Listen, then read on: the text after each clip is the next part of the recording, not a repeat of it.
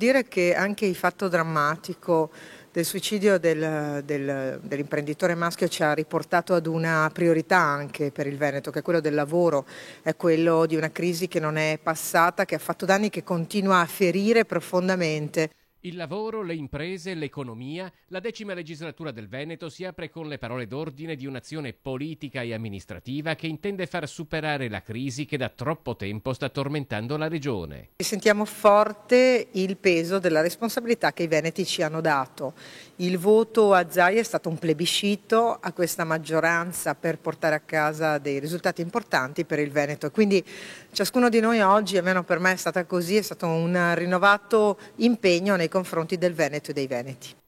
Un'azione nella quale, secondo Elena Donazzan, non mancherà il dialogo anche con le opposizioni, più difficile con la coalizione che sosteneva la candidatura di Alessandra Moretti, possibile o probabile con le altre forze presenti in Consiglio regionale. Ho stimato Jacopo Berti in questa campagna elettorale perché ho trovato un uomo che, al di là delle grida e di qualche eccesso che magari il suo partito vuole avere in altre sedi, in Veneto si è dimostrato molto concreto e spero che ci troveremo su alcuni argomenti e su alcuni temi. E poi c'è l'area che ha visto Tosi come candidato presidente, lì c'è molta continuità tra noi, eravamo colleghi prima e credo che troveremo modo di, perché no, aprire la maggioranza.